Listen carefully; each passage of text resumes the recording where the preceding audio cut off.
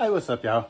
Hey, somebody was asking me about the cutting discs that I use on my grinder, the ones I thought were good and this and that. So I was gonna do a quick video on the ones that I use, and this is pretty much the only ones I use unless I can't get them. And I run through a whole lot of them. But this is the ones I use right here. Advantage. I mean, these, in my opinion, these are really good discs, and they're not that expensive. I buy them by the box, and I mean by the box they're $1 a piece. There's 20 of them. Actually, they're just under $1 because there's 25 in there, and there's 20 for the box. But I mean, these last me quite a while. I've never had, I think I've had one of these break one time, and that's just because I was putting it in a bind, doing something that I knew good and well I shouldn't have been doing, and it almost cost me. But I mean, if you drop the grinder or something, it's gonna break. But I've never had these things bust up, and they last a good long time. As long as you keep the vibrations, like when you're cutting something, you need to hold it as close. If you're holding it, I mean, most people clamp it down. You should clamp it down. Don't put your hand. I know y'all see me do it all the time. But if you're holding it there, don't stick it out like this to try to cut a piece way out here at the end, because it's gonna vibrate so much that it's gonna eat that wheel up. So say if your mark is right there, hold it as close as you can to the table or something. Sometimes you gotta get out there in a bind like that. And if you do, if you got it clamped there, sometimes you can hold it on here or put you a clamp right there and hold it and then cut it out if you have to.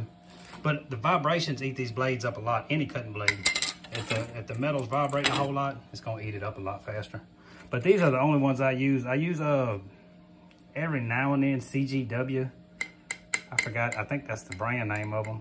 But it's another cheaper blade that is pretty good. I mean, but these right here, as long as they got these, I'm not gonna buy anything else. I get them from the welding store, and they do what I need them to do just fine.